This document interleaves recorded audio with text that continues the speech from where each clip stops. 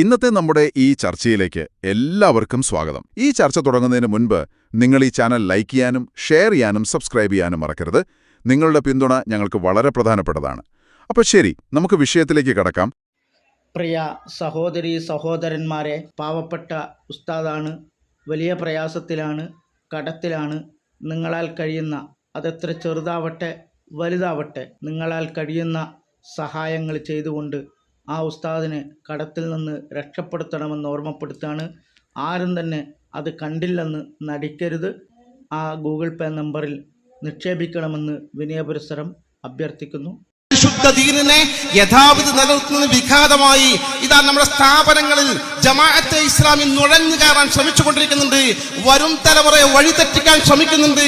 ഉസ്താദുമാർ ജാഗ്രത പാലിക്കണമെന്ന് പറഞ്ഞുകൊണ്ട് അവരുടെ മുമ്പിൽ സ്വകാര്യമായി സംഭവങ്ങൾ തെളിവ് സഹിതം ചൂണ്ടിക്കാണിച്ചുവെന്ന ഏക തെറ്റാണ് ഞാൻ ഉൾപ്പെടെയുള്ള സഹോദരന്മാർ ചെയ്തതെങ്കിൽ ഈ ആദർശത്തിന് വേണ്ടി ആ തെറ്റ് ഇനിയും ആവർത്തിച്ചുകൊണ്ടേ ഇരിക്കുമെന്ന് ഉറപ്പിച്ചും തറപ്പിച്ചും പറയാൻ ഞാൻ ആഗ്രഹിക്കുകയാണ്. തെറ്റ് കണ്ടാൽ ചൂണ്ടിക്കാണിക്കണം. സയ്യിദുൽ സയ്യിദ് മുഹമ്മദ് ജിഫ്രി മുത്തുക്കോയ തങ്ങൾ ഈ തമാശയും വർത്താനം കാര്യം നോക്കണ്ട. അദ്ദേഹത്തിന്റെ ഒക്കെ ഉള്ളിൽ വലിയ ഗൗരവമുണ്ട്. അവരൊക്കെ മനസ്സറിഞ്ഞൊരു വാക്ക് പറയാൻ നടക്കും. അങ്ങനെ ഈ പരിശുദ്ധമായ സംവിധാനവും പരിശുദ്ധമായ ആശയവും ആദർശവും ഇവിടെ നിലനിർത്തുന്നതിൽ വിട്ടുവീഴ്ചയില്ലാത്ത നിലപാട് സ്വീകരിക്കുന്ന സമസ്ത കേരള ജംഇയ്യത്തുൽ ഉലമ അതെന്ത് വില കൊടുത്തും ആ സംഘത്തെ സംരക്ഷിക്കാൻ, അതിനെ ദുർബലപ്പെടുത്താൻ അനുവദിക്കാതെ, അതിന് ബലക്ഷയമുണ്ടാക്കാൻ അനുവദിക്കാതെ, അടുത്ത തലമുറ നമ്മളൊക്കെ സുന്നി യഥാർത്ഥ സുന്നികളായി ഇനി വരുന്ന മക്കളെ വഴിതെറ്റിക്കാതിരിക്കണം. സമസ്ത ശക്തമായിരിക്കണം. സമസ്തയോട് എതിർപ്പ് കാണിക്കുന്ന, സമസ്തയുടെ ആലിമീങ്ങളെ അപമാനിക്കുന്ന, സമസ്തയുടെ ആലിമീങ്ങളെ സയ്യിദുൽ ജിഫ്രി മുത്തുക്കോയ തങ്ങൾ പോലും പരസ്യമായി ചില പൂർവ്വ വിദ്യാർത്ഥി സംഘടന അഡ്രസ്സിൽ പരസ്യമായി കുറ്റപ്പെടുത്തുകയും അധിക്ഷേപിക്കുകയും തെറി പറയുകയും ചെയ്യുന്ന ഈ സംസ്കാരം വളർത്തുന്ന മക്കൾ വളർന്നു വന്നാൽ സമസ്ത ദുർബലമാകും. പക്ഷെ സമസ്തയെ അള്ളാഹുവിന്റെ ഔലിയാക്കൾ കാത്തു രക്ഷിക്കും. അതിന്റെ സ്ഥാപക നേതാക്കന്മാർ കാത്തു സൂക്ഷിക്കും. കാത്തു സൂക്ഷിക്കാൻ ആവശ്യമായ പ്രവർത്തനങ്ങൾ നടത്തേണ്ട കടമയും ബാധ്യതയും നമുക്കുണ്ട്. അതുകൊണ്ട് തന്നെ തെറ്റുകൾ കണ്ടാൽ തിരുത്തണം. നമുക്ക് നല്ല സ്ഥാപനങ്ങൾ വേണം. നല്ല വിദ്യാർത്ഥികൾ പഠിച്ച് ഇസ്ലാം പഠിച്ച് നന്നായി വളരണം. നാട്ടിലും മറുനാട്ടിലും അവർ പ്രവർത്തിക്കണം. സുന്നത്ത് ജമാഅത്ത് ശക്തിപ്പെടുത്തണം. ആ നിലയിലുള്ള നല്ല വളർന്നു വരുന്ന പുതിയ യുവ പണ്ഡിതന്മാരെ വാർത്തെടുക്കുന്ന സ്ഥാപനങ്ങളും കുട്ടികളും നമുക്ക് ആവശ്യം. അതിനാവശ്യമായ പ്രവർത്തനങ്ങൾ നടത്തൽ നമ്മുടെ ബാധ്യതയാണ്. ആ ബാധ്യത സംഘടന തലത്തിലുള്ള ആളുകൾക്ക് ഞങ്ങൾ നിർവഹിക്കുന്നുണ്ട്. നിങ്ങൾ അതിന്റെ തൊട്ടടുത്ത ഒപ്പത്തിനൊപ്പമുള്ള ഘടകങ്ങളുടെ പ്രവർത്തകന്മാരാണ്. മഹല്ല് ജമാഅത്തിന്റെ ഉത്തരവാദപ്പെട്ട ഭാരവാഹികളാണ്. തെറ്റുകൾ കണ്ടാൽ തിരുത്തി സമസ്തയോടൊപ്പം നിൽക്കാൻ ആവശ്യമായ പ്രവർത്തനങ്ങളുമായി മുന്നോട്ട് പോകാൻ നമുക്ക് തൗഫീഖ് ചെയ്യണം. ഇത്തരം പ്രവർത്തനങ്ങളുമായി മുന്നോട്ട് പോകുമ്പോൾ ഒരു കാരണവശാലും തടസ്സങ്ങൾ നമുക്ക് പ്രയാസം സൃഷ്ടിക്കാൻ പാടില്ല. ഇപ്പൊ 100ാം വാർഷികം ആഘോഷിക്കാൻ പോയ സമസ്ത ഒരുപാട് ആളുകൾ വിഘടന പ്രവർത്തനങ്ങളുമായിട്ടും എതിർപ്പുമായി രംഗത്ത് വന്നുകൊണ്ടിരിക്കുന്നുണ്ട്.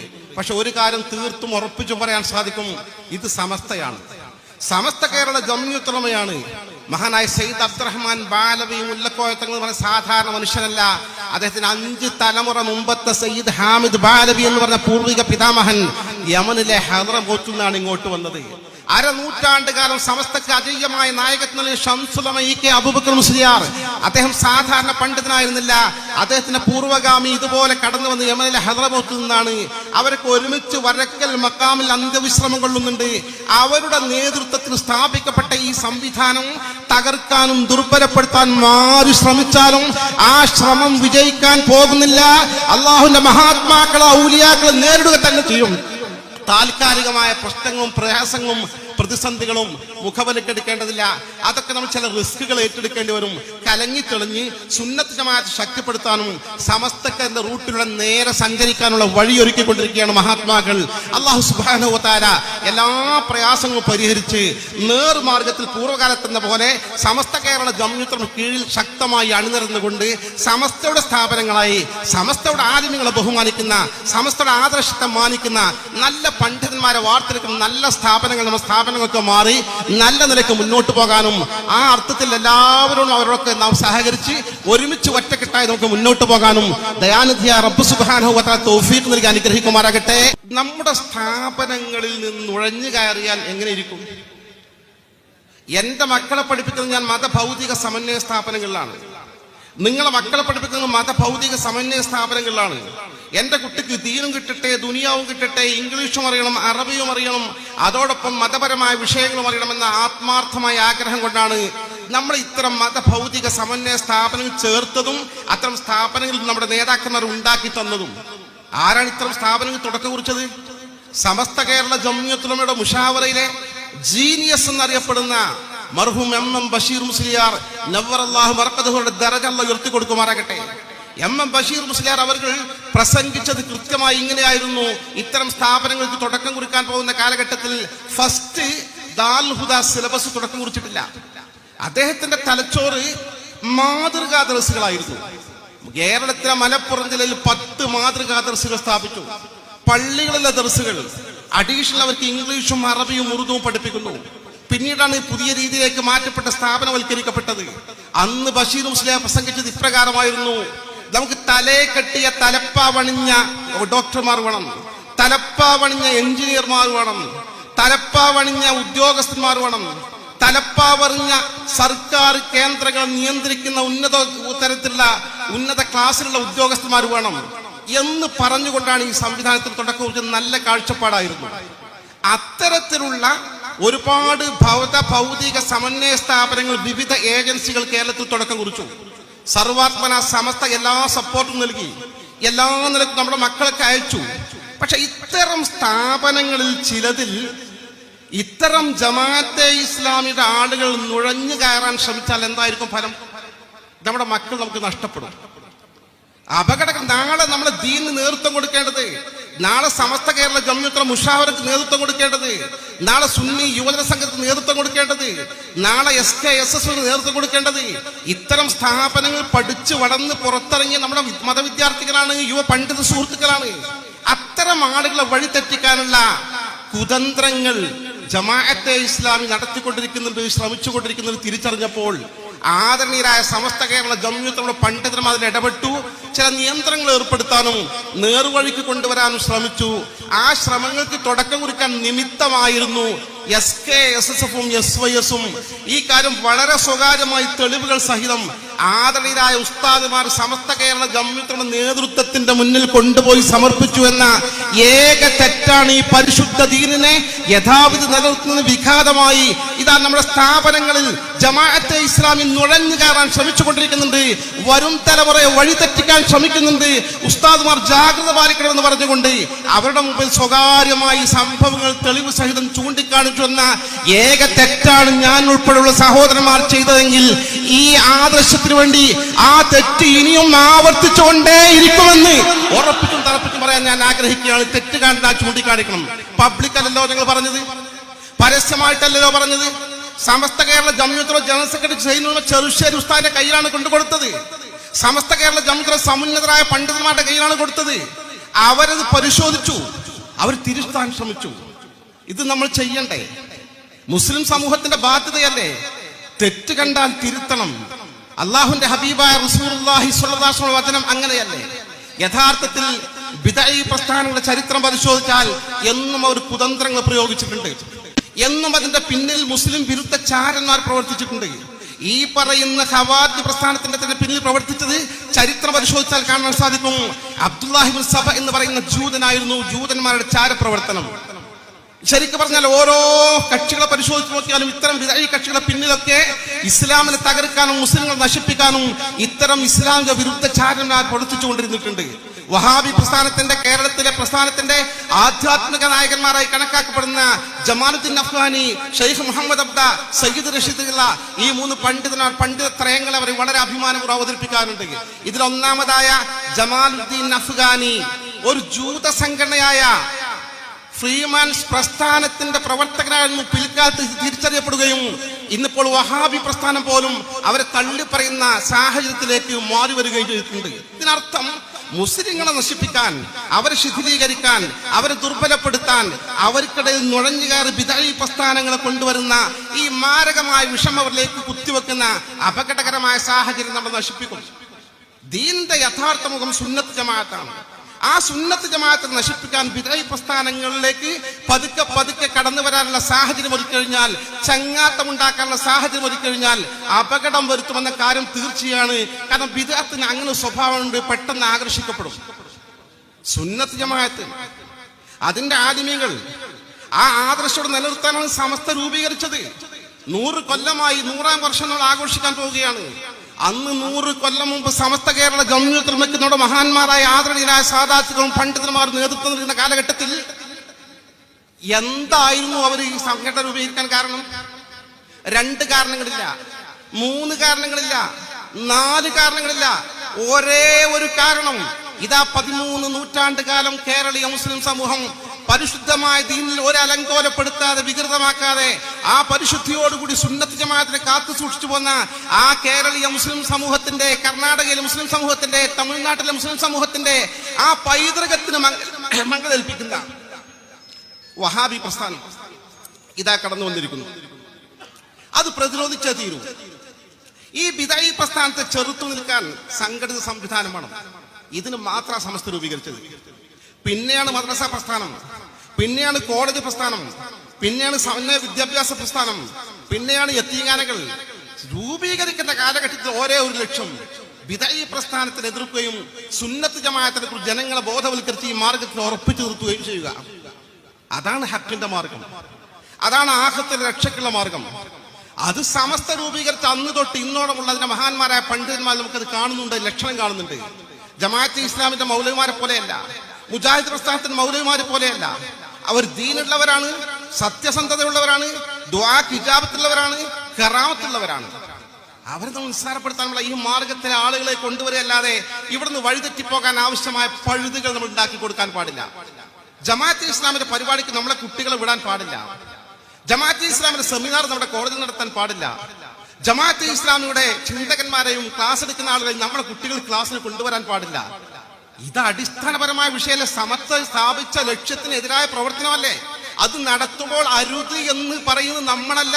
ഈ ഇങ്ങനെ സംഭവം നടക്കുന്നുണ്ട് എന്ന് ഗുരുവര്യന്മാരോട് പറയുക മാത്രമാണ് ചെയ്യുന്നത്. ഈ മാർഗം പരിശുദ്ധമായ മാർഗം, അതിനെക്കുറിച്ച് സംശയിക്കേണ്ട. അതിനെ സംശയിച്ചുകൊണ്ട് മഹാന്മാരെ കുറ്റപ്പെടുത്തിക്കൊണ്ട് ആഖിറത്തിലേക്ക് സുഖമായി കടന്നു പോകാൻ കഴിയുമെന്ന് വിചാരിക്കണ്ട. ഞാൻ ഓർക്കുകയാണ് ഒറ്റ സംഭവം, ഞാൻ ദീർഘിപ്പിക്കുന്നില്ല. മഹാനായ സമസ്തയുടെ മുൻ അധ്യക്ഷൻ ആനക്കര സി കോയക്കുട്ടി മുസ്ലിയാർ, അള്ളാഹു മഗ്ഫിറത്തും റഹ്മത്തും നൽകി അനുഗ്രഹിക്കുമാറാകട്ടെ. അവരോടൊപ്പം ജന്നാത്തുൽ നഈമിൽ സസന്തോഷം കുടുംബസമേതം ഒരുമിച്ച് കൂടാൻ അള്ളാഹു നമുക്കും അവർക്കും തൗഫീഖ് നൽകി അനുഗ്രഹിക്കുമാറാകട്ടെ. അദ്ദേഹം പ്രസിഡന്റായ സമയത്ത് എൻ്റെ നാടിന് 3 കിലോമീറ്റർ അപ്പുറത്തുള്ള തണ്ടുകോട് എന്ന് പറയുന്ന പ്രദേശത്തെ SKSSന്റെ പ്രവർത്തകൻ യാദൃശ്ചികമായി അങ്ങാടി വെച്ച് കണ്ടുമുട്ടി. സലാം പറഞ്ഞു. തിരക്കിൽ പോകുമ്പോൾ ഉസ്താദേ 1 മിനിറ്റ് അവിടെ നിന്നു. ഉസ്താദ് എനിക്ക് സ്വസ്ഥമായിട്ടൊന്ന് കാണണം, വീട്ടിലേക്ക് എപ്പോഴാണ് വരാൻ പറ്റാന്ന് ചോദിച്ചു. അപ്പൊ അവന് ഒമാനിലാണ് ജോലി ചെയ്യുന്നത്, ഗൾഫ് രാജ്യത്തിലാണ്. 2 വർഷമായിട്ട് കാണണം ആദ്യമായിട്ട്. ഞാൻ പറഞ്ഞു ഇന്ന ദിവസം വന്നു, വിളിച്ചു, വന്നു, കണ്ടു, സംസാരിച്ചു. അപ്പൊ അവൻ കയ്യിൽ പഴയ ഒരു പുസ്തകം കൊടുത്തിട്ട്, മലയാള പുസ്തകം. ഈ പുസ്തകം അവൻ പറയണ ഉസ്താദേ, എന്റെ ഉപ്പ ചേകനൂർ പ്രസ്ഥാനത്തിന്റെ ആളായിരുന്നു. ചേകനൂർ പ്രസ്ഥാനം എന്ന് പറഞ്ഞാൽ പല ആളുകൾക്കും അറിയണമെന്നില്ല. നിസ്കാരം 3 വഖത്ത് മതി എന്ന് പറയുന്ന, റമദാൻ നോമ്പ് കേരളക്കാർക്ക് നിർബന്ധമില്ലെന്ന് പറയുന്ന, കർണാടകക്കാർക്ക് നിർബന്ധമില്ല, പുതിയ കുറെ ആശയമുണ്ടായി ഇസ്ലാമിൽ നിന്ന് പുറത്തു പോയ കാഫർ മുർത്തത്തായ വിഭാഗമാണ് ചേകനൂർ വിഭാഗം. അതിന്റെ സജീവ ആളായിരുന്നു എൻ്റെ ഉപ്പ. എൻ്റെ ഒപ്പം എഴുതിയ പുസ്തകമാണിത്.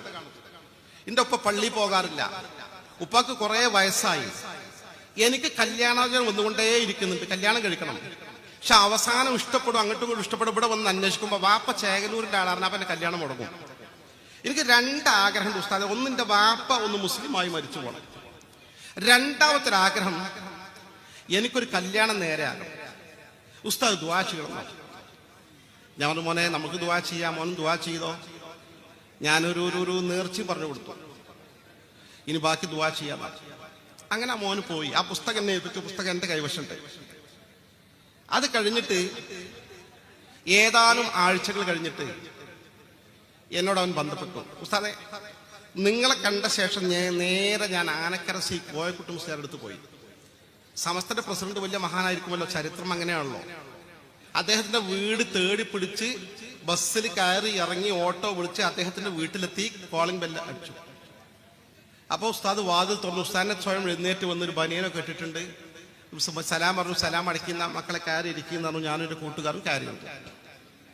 ഞാൻ എൻ്റെ അഭിവന്ദനായ ഉസ്താദിനോട് എൻ്റെ സങ്കടം നിങ്ങളോട് പറഞ്ഞതുപോലെ ആത്മാർത്ഥമായി കരഞ്ഞു പറഞ്ഞു, ഉസ്താദ് കൂടുതൽ മോനെ നമുക്ക് ദുആ ചെയ്യാം, നിന്റെ ഉപ്പാക്ക് അള്ളാഹു ഹിദായത്ത് കൊടുക്കട്ടെ, നിന്റെ മുറാദക്ക് അല്ലാഹു ഹാസിലാക്കട്ടെ, ഫാത്തിഹ ദുആ ചെയ്തു.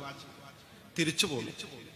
ഉസ്താദെ അത്ഭുതം എന്ന് പറയട്ടെ, തൊട്ടടുത്ത വെള്ളിയാഴ്ച എന്റെ ഉപ്പ ചരിത്രത്തിൽ ആദ്യമായി ഞങ്ങൾ പള്ളിയിൽ ജുമാക്ക് വന്നു. അൽഹംദുലില്ലാ, അൽഹംദുലില്ലാ. ആളുകൾക്കൊക്കെ അത്ഭുതം. രണ്ടാമത്തെ വെള്ളിയാഴ്ച വാപ്പസ് ജുമാക്ക് വന്നു എന്ന് മാത്രമല്ല, നേരത്തെ വന്നിട്ട് മൂന്നാമത്തെ സൊഫിലിരുന്നു. അതിനു മുമ്പ് പള്ളി കമ്മിറ്റി തീരുമാനം എടുത്തിട്ടുണ്ട്, ഇയാൾ മരിച്ചാൽ ഖബർസ്ഥാനിൽ ഖബറടക്കൂല, തീരുമാനിച്ചു ചിലപ്പോൾ വിവാദവും വിവാദം നേരിടാ എന്നൊക്കെ തീരുമാനിച്ചു വെച്ചിട്ടുണ്ട്. പക്ഷേ ഇതോടുകൂടി എല്ലാവരും മനസ്സ് മാറി, കമ്മിറ്റി മറിച്ച് തീരുമാനമെടുത്തു. ഇദ്ദേഹം മുസ്ലിമായി, ഇദ്ദേഹം ദീനുമായി ബന്ധപ്പെട്ടു. തൊട്ട മൂന്നാമത്തെ വെള്ളിയാഴ്ച വരുന്നതിന് മുമ്പ് എൻ്റെ ഉപ്പ ഉസ്താദെ മരണപ്പെട്ടു പോയി. അള്ളാഹു മഗ്ഫിറത്തും റഹ്മത്തും അനുഗ്രഹിക്കുമാറാകട്ടെ. ഇങ്ങനെ ദുആ ഇജാബത്തുള്ള ഉസ്താദുമാരാണ് നമ്മുടെ ഉസ്താദുമാർ. ഇന്നും നമ്മുടെ മഹാന്മാരായ ആലിമികൾ അങ്ങനെയാണ്. നിങ്ങൾക്ക് അന്വേഷിച്ചാൽ കിട്ടും, ഞങ്ങൾ അഡ്രസ്സ് തരാം എന്ന് പറഞ്ഞു. നമ്മൾ ചോദിച്ചതിനെക്കുറിച്ച് കൂടുതൽ പഠിക്കാൻ ഏറ്റവും അടുത്ത സ്ഥാപനങ്ങൾ ഏതാണ്? അപ്പോൾ ഈ എടവണ്ണ ജാമ്യ നദിവിയാർന്ന മുജാഹിദ് സ്ഥാപനത്തിലും ഉണ്ട് എന്ന് പറഞ്ഞു. അപ്പം സ്വാഭാവികമായും ധാരണജാത്ത് കമ്മിറ്റി ഒരു 5 അംഗ സമിതിയെ ചുമതലപ്പെടുത്തി ഞങ്ങൾ 4 പേര് ഇന്നലെ 13 തിങ്കളാഴ്ച ഉച്ചയ്ക്ക് ശേഷം 2:30 മണിക്ക് ആ സ്ഥാപനത്തിലെ ഈ IT പാർക്ക് സന്ദർശിക്കാൻ വേണ്ടി പോയി. പോകുന്നതിന് മുന്നോടിയായി സ്വാഭാവികമായും ആ സ്ഥാപനത്തിലെ ഡയറക്ടറോട് ബന്ധപ്പെട്ടു. ഈ സ്ഥാപനം ഒന്ന് കാണേണ്ടതുണ്ടായിരുന്നു, അതിനെക്കുറിച്ച് പഠിക്കേണ്ടതുണ്ടായിരുന്നുവെന്ന്. അങ്ങനെ അദ്ദേഹം ഷമീർ ഖാൻ എന്ന് പറഞ്ഞ അതിൻ്റെ അവിടുത്തെ നടത്തിപ്പുകാരൻ്റെ നമ്പർ തന്നു. അദ്ദേഹവുമായി കോൺടാക്റ്റ് ചെയ്താണ് ഇന്നലെ ഞങ്ങൾ സന്ദർശിക്കാൻ എത്തിയത്. സ്വാഭാവികമായും ഒരു ക്യാമ്പസിൽ ചെല്ലുമ്പോൾ സാമാന്യ മര്യാദ എന്ന നിലയിൽ ആ ഡയറക്ടറോട് പോയിട്ട് ഞങ്ങൾ എത്തിയിട്ടുണ്ട്, ഞങ്ങൾ ഇനി പിന്നെ സ്ഥാപനത്തിൽ പോയി കാണുകയാണ് എന്ന് പറഞ്ഞ് പോരുക എന്നുള്ള മര്യാദയുടെ അടിസ്ഥാനത്തിൽ നേരെ ഡയറക്ടറെ കാണാൻ വേണ്ടി പോകുമ്പോൾ ഷമീർ ഖാനും കൂടെയുണ്ട്. പാസേജിൽ വെച്ച്, ആ സ്ഥാപനത്തിൻ്റെ അകത്തുള്ള പാസേജിൽ വെച്ച് ഞങ്ങൾ നേരെ ഓഫീസിലേക്ക് എത്താനാകുന്ന സമയത്ത് മുജാഹിദ് പ്രസ്ഥാനത്തിൻ്റെ പ്രധാനപ്പെട്ട ചില നേതാക്കന്മാരും കുറച്ച് ആളുകളും ഇറങ്ങി വരുന്നുണ്ട്. നമ്മൾ സ്വാഭാവികമായി അറിയുന്ന TP അബ്ദുൽ ഖാദർ മദനി, ഹുസൈൻ മടവൂർ ഉൾപ്പെടെയുള്ള ആളുകൾ ആ കൂട്ടത്തിലുണ്ട്. അതിൽ എൻ്റെ കൂടെ ഞാൻ കമ്മിറ്റി പ്രതിനിധിയായി വന്നിരുന്ന NK അബ്ദുറഹ്മാൻ സാഹിബിൻ്റെ ജ്യേഷ്ഠൻ്റെ മകളുടെ മൂത്തച്ഛനുമുണ്ട്. അതുപോലെ എൻ്റെ കൂടെ വന്നിരുന്ന വാണിപുരം കുഞ്ഞുമാൻ ഹാജിയുടെ ഒരടുത്ത ഫ്രണ്ട്, തൊട്ടടുത്ത നാട്ടുകാരനായ അയിനിക്കോട് നിവാസിയായ മറ്റൊരാളും ആ കൂട്ടത്തിലുണ്ട്. അവരൊക്കെ അതിൻ്റെ മാനേജിംഗ് കമ്മിറ്റിയോ മറ്റോ ആയിരിക്കണം. സ്വാഭാവികമായി കണ്ടുമുട്ടുമ്പോൾ അങ്ങോട്ടും ഇങ്ങോട്ടും സംസാരിച്ചു. എന്നാൽ ഡയറക്ടർ ഞങ്ങൾ കൂടെ വരെ ഇവിടെ തന്നെയാണ് ഓഫീസ് എന്ന് അവർ കൂടെ കുറച്ചാൾ തിരിച്ചു വന്നു. ഡയറക്ടർ കാണിച്ചു തന്നു. ജസ്റ്റ് ആ എൻട്രൻസിൽ ഫസ്റ്റ് ഘട്ടത്തിൽ ഇരിക്കുന്ന സ്ഥലത്ത് ജസ്റ്റ് 2-3 മിനിറ്റ് ഇരുന്നു, ആശയവിനിമയം നടത്തി. ഇനി ചായ എടുക്കട്ടെ, ചായ വേണ്ടായിരുന്നു. നസീർ ഖാൻ എന്ന് പറഞ്ഞു ഞങ്ങളുടെ സ്ഥാപനത്തിൽ അവർക്ക് ഇതിൻ്റെ കുറിച്ച് ഡീറ്റെയിൽ ആയി പറഞ്ഞു കൊടുക്കാൻ 1-2 മണിക്കൂർ കൊടുക്കും, ചായ അവിടെ അറേഞ്ച് ചെയ്തിട്ടുണ്ട്, അവിടെ നിന്ന് കൊടുത്തോളാം എന്ന് പറഞ്ഞു. ശരി എന്നാൽ പോകാമെന്ന് പറഞ്ഞു. അവിടെ പോയി ഒരു 1-2 മണിക്കൂറിലേറെ ഞങ്ങൾ സംസാരിച്ചു, കാര്യങ്ങൾ മനസ്സിലാക്കി. ഒരു 4:45 തിരിച്ചു പോന്നു. ഇവിടെ ശ്രദ്ധേയമായൊരു വിഷയം, ഇത് മുജാഹിദ് സ്ഥാപനത്തിൽ പോയി ഒരു പരിപാടിയിൽ പങ്കെടുക്കലല്ല. നേരത്തെ മുജാഹിദ് നേതാക്കളുമായി അവിടെ വെച്ച് മീറ്റ് ചെയ്യാമെന്ന് പറഞ്ഞ് ഉറപ്പിച്ചതുമല്ല.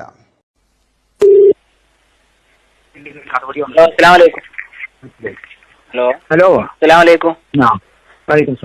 ഇത് ആലിക്കുട്ടി ഉസ്താദല്ലേ? അതെ, ഇത് കൊടുവള്ളിന്ന്, കോഴിക്കോട് കൊടുവള്ളിന്നാണ് വിളിക്കുന്നത്. നമ്മള് കോഴിക്കോട് കൊടുവള്ളിന്ന്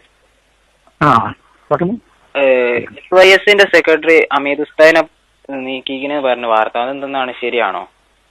ശരിയാണല്ലേ?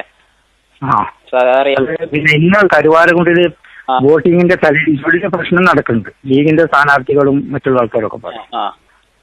അപ്പോ ഇന്ന് പ്രസംഗിക്കരുത് അവിടെയും തങ്ങൾ പറഞ്ഞതാണ്.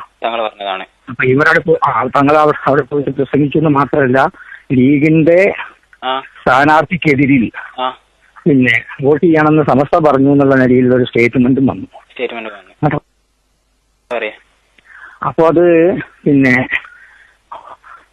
അവിടെ അടിപിടി ഉണ്ടായി, പ്രശ്നങ്ങൾ ഉണ്ടായി. അപ്പൊ തങ്ങൾ എന്നെ വിളിച്ചിട്ട് പറഞ്ഞു മൂപ്പരെ സെക്രട്ടറി സ്ഥാനത്ത് നിന്ന് നീക്കണം. തങ്ങൾ പറഞ്ഞ് സ്വീകരിച്ചിട്ടില്ലല്ലോ.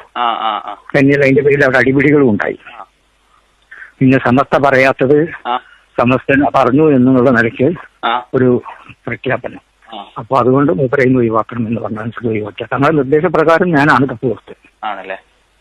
അതാണ്. ഇത്തരം വാർത്തകളും വിശേഷങ്ങളും അറിയാൻ ഞങ്ങളുടെ ചാനൽ ഉടൻ തന്നെ സബ്സ്ക്രൈബ് ചെയ്യുക, ലൈക്ക് ചെയ്യുക, ഷെയർ ചെയ്യുക. ജനങ്ങളിലേക്ക് എത്തിക്കണമെന്ന് നിങ്ങൾ ആഗ്രഹിക്കുന്ന വാർത്തകളും വിശേഷങ്ങളും പ്രമുഖരുടെ പ്രഭാഷണങ്ങളും ഞങ്ങളുടെ വാട്സപ്പ് നമ്പറിലേക്ക് അയച്ചു തരിക. നന്മ വളരട്ടെ, തിന്മക്കെതിരെ നമുക്കൊരുമിച്ച് നിൽക്കാം.